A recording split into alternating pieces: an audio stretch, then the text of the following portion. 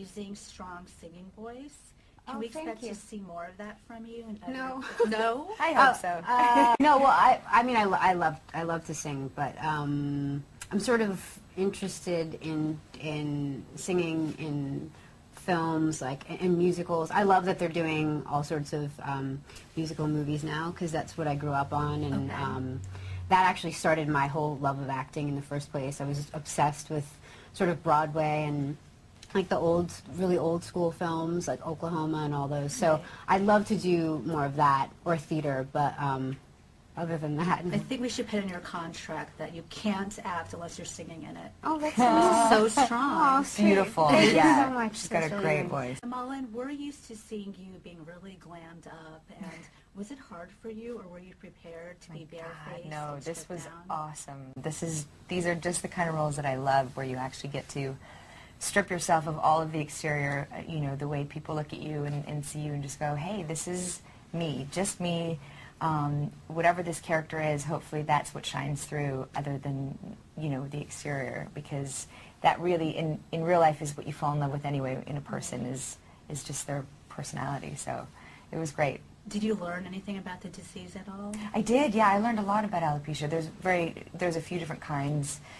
She has something called alopecia universalis, which is where you lose all of your hair.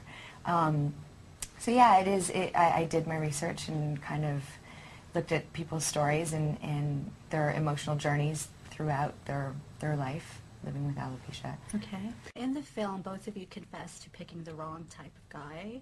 Now, in real life, what's your idea of the wrong type of guy versus the right type of guy? You're married, right? Yes. Okay. I was going to say, so you found picked the right kind of guy. I figured it out, luckily. the opposite of your husband is the wrong type. Yeah, exactly. What are those characteristics, would you say? I think it's really important to find someone that is trustworthy, without jealousy, without possessiveness, just someone, communication is key, and I know it sounds redundant because we hear it all the time, but really, without communication and,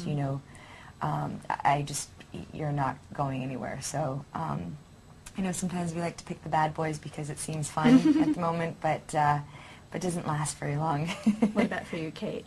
Yeah, I agree, and Malin's husband is amazing. They have an amazing relationship, too, which is so nice. It's, like, amazing to see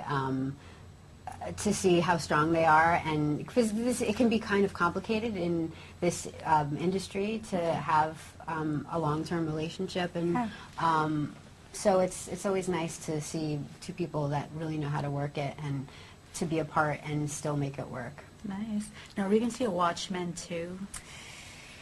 I don't know. I doubt it. I'd love only to see because that movie. Thank you. I mean, I would love to see a Watchmen too. I just think it's difficult because Alan Moore only wrote one Watchmen, and I think it would be very difficult it's very much a cult following for the fans, and I don't know how keen they would be on seeing a Watchmen 2 if there was no book that it was based on. Are there any other superheroes for both of you that you'd want to play? I'm happy to play any and all of them. Yeah, me too. I'd love up for grabs. Josh, you wear so many different hats in this film, actor, director, writer. Was it always your intention to do all three? Writing and acting initially was what I was interested in doing for this film. And then I did a bunch of readings out in LA and found myself being able to talk to the actors in a way that I thought was very efficient and helpful.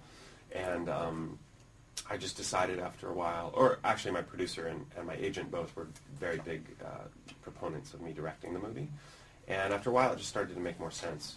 I kind of felt if I was an actor and the writer and I wasn't directing, I would probably be a very annoying on-set presence. Running up and be like, "Can I just say one more thing to the actors?" And people would be like, "Ugh."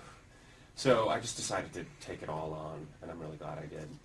I am too. I mean, it's hard to pull off to do all three, but you did a great job. Thank you. Now, everyone knows you on How I Met Your Mother, which you're an actor on. So would you ever consider directing and writing any episodes? I don't think I would be very good at writing that show. It's got its own, like, I'm always amazed when I get the scripts because they have like 40 to 70 scenes an episode, and all the jump cuts, and it's non-linear, and it's just a really smartly constructed show. And my brain doesn't really think that way.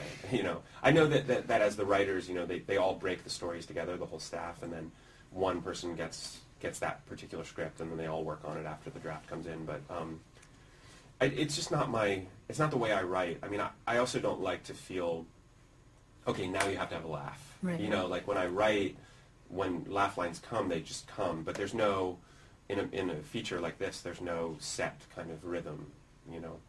Like on a sitcom, you can feel like, okay, it's time for a laugh. Right, it's constant. Yeah. Not to say that there's not heartfelt moments on How I Met Your Mother, because there certainly are. But, and even the directing thing is totally different because of the 4 cameras. And you know, I like being an actor on that show, but I don't aspire to do more in that show beyond what I'm doing. Would you do another series? Well, that's hard for me to say right now because I'm so in the midst of this one, and by the time we're done, I don't know how I'll feel. Okay. But I certainly like doing this movie, and I like this whole direction.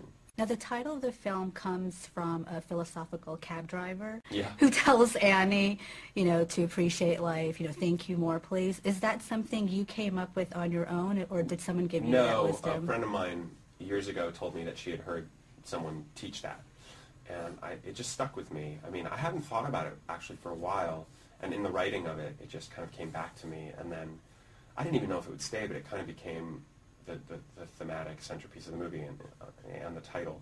So, you know, I'm happy it did, because I always find, you know, in life that when you're focusing on lack, like what you don't have, Right. it just feeds on itself, and then suddenly everywhere you look, it's like, oh, I don't have this, I don't have this, I need this, I need this. Instead of like, if you appreciate what you have, it's suddenly you feel like abundant, and weirdly, it feels like the universe responds to that, like shifting your consciousness around feeling abundant, and then suddenly everything becomes a gift rather than, you know, Right. what you don't have. So do you practice that? Do you say that a lot? Certainly. I mean, yeah. I mean, I don't say it out loud. It's more of a thing, you know, you might say to yourself.